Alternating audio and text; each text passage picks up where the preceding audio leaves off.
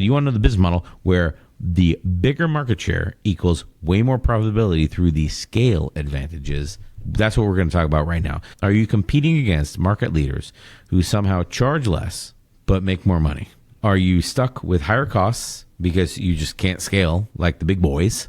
The relative market share business model is about dominating market share to unlock cost advantages through scale. So it's being bigger makes you more profitable. That's the relative market share business model. Yeah, and what springs to mind here is Amazon. Walmart, right? Amazon, Google. Absolutely. Yeah, that's a good one too. Yeah. So jumping straight into the strengths of this business model, because this is I don't want to spend too much time on this business model because it is a business model. Be big so we can get better cuts. But I mean, most people listen to the podcast are going to be like, yeah, I'll run out there and do this right away. The cost leadership, like the scale, allows you to use your leverage of just massive amounts to get discounts. Yeah. So you win on volume discounts to your suppliers, and that improves your margin, and you basically dictate the terms. That's what I'm saying. Because you're scaled up, so you're a friend of mine for a lot of people. And then the Googles of the world will say, like, the more data that people give us, the more transactions that we see, the better algorithms we can build, the better decisions we can make, basically. More data. Right. Data pool is bigger. Yeah. So, and then obviously the more, I think about the online processing world, AWS, only because I'm on the AWS stack now. It's like if I pay so many dollars to keep a server running, there is some sort of balance where it's like if I get more than X amount of concurrent users paying for the platform, there's a number that just balances out to zero what I pay for the platform. If I get a certain number over that, then it's pure profit basically. Right. This number is there's a fixed cost leverage amount that you're spreading your costs over a larger amount of units. So your per unit becomes tiny, minuscule. Yeah. Tiny. Yeah. So those are the strengths of this business model. I mean, there are weaknesses.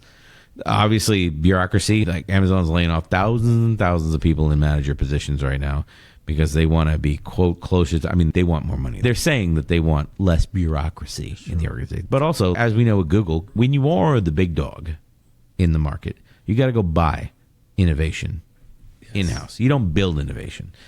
You buy it. So there's that. You got to be able to afford that. Yeah. And then of course, that's cool until the government comes in. And, it's antitrust or monopoly or whatever, any kind of function. I understand American government's not functional right now, but maybe other governments are functional and they'll come in and just slam their fist down and be like, sorry, Apple, got to put batteries in your phones, or sorry, Apple, got to add USB-Cs in your phones or whatever. And then Apple says oh, okay, I guess we'll do that now. And then every other consumer will be like, what the how come you couldn't do that 3-4 years ago? When I bought my phone new. And they'll say, I like bread. I don't know. So I don't know what they'll say. They'll have no excuse because they always could have done it. Sure.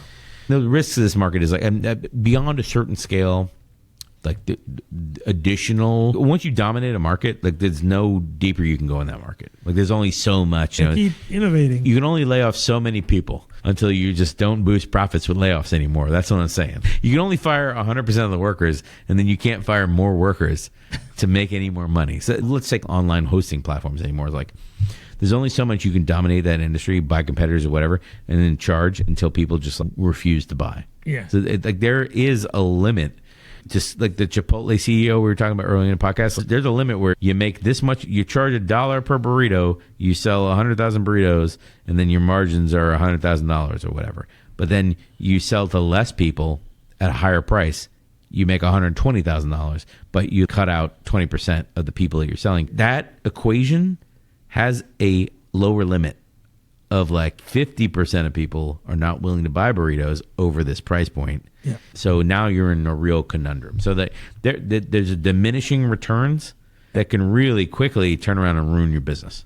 And we've seen that happen over the year. Right? We've seen greed. We've seen greed happen. Greed and grief. Oh boy! So the relative market share business model, it's about dominating market share to unlock cost advantages and data benefits that competitors, they just can't match. Boy, if you like burritos, hit us up in the comments. That's what I'm saying. How much would you be willing to pay for a burrito? That's what I'm asking on the podcast. That's not what I'm asking, but essentially that's what you're asking.